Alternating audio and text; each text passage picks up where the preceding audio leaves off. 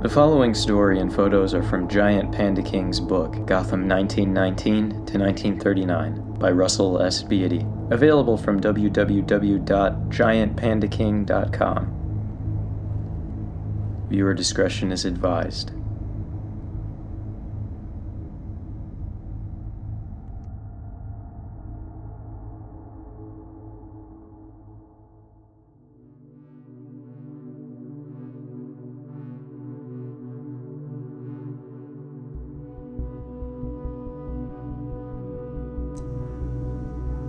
Opera was at the heart of the performing arts for centuries. Many rising stars were pioneering modernism in opera, as well as other such trends, and one such rising star was Basil Karlo. From a young age, Basil showcased extreme talent in the performing arts. He was considered a prodigy by his parents, and groomed for the operatic theater from childhood to young adulthood. His talent shone through, earning him fame as a local celebrity in Gotham. He was widely acclaimed, appearing in such performances as The Bride of Dionysus, The Gambler, and many others. But as is too often the case, fame and power can turn even the most talented to corruption. Basil Karlo was no exception. As he became older, he began to turn to the bottle to cope with his fame and fortune, becoming depressed and paranoid. He was also beginning to leave his golden years behind, and he was worried about the prospect of being ushered out. At first, this didn't affect his performance or interaction with the other performers. He continued on like normal, singing and maintaining appearances. No one was the wiser to his internal struggle. As time went on, however, the stress caused him to drink more and more, losing himself in the liquor. His once dignified and amicable personality became twisted and even abusive. He would lash out at his fellow performers, and even got into some physical altercations with them over minor disagreements. These incidents continued so much that he was eventually let go by the Gotham Opera House. The disgraced singer, still stuck in his depression and alcoholism, tried desperately to find work somewhere, anywhere else. After much searching, he began to realize that no place in Gotham would have him. Word had spread of his drinking problem and erratic behavior, and no one wanted the bad press that Basil Karlo would bring. His worst fear was realized. He was no longer relevant. He was a disgrace. He felt alone, unnoticed, and forgotten, and soon his depression turned to burning anger and hatred.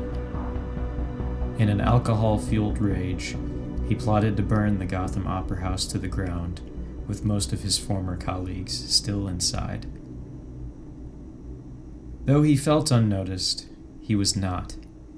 His actions and erratic behavior had attracted the attention of the Batman.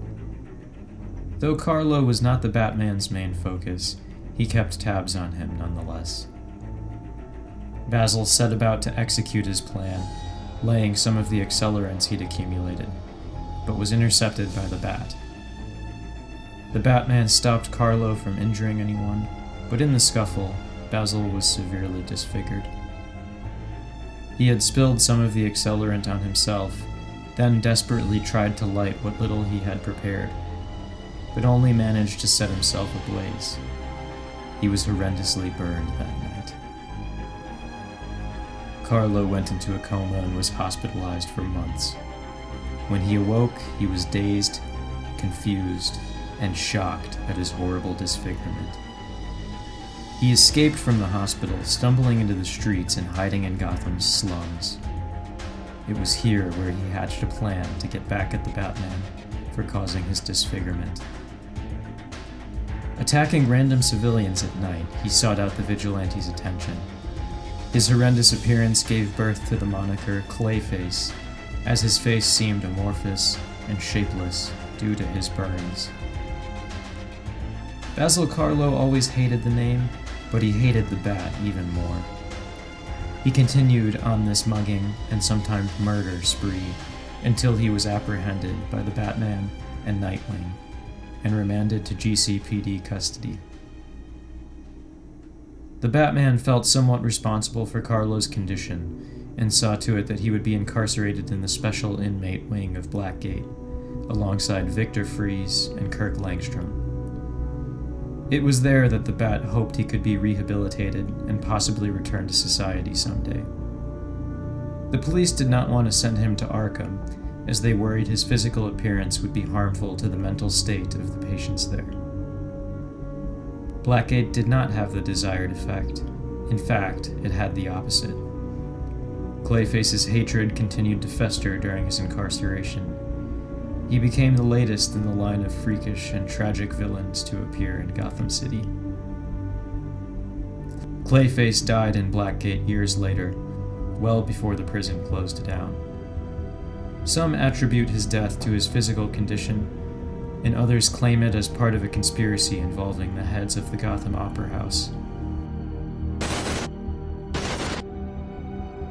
But whatever the case, Basil Karlo was merely the latest in the worst Gotham had to offer. Ashes to ashes, and dust to dust. Or in the case of Basil Karlo, clay to clay.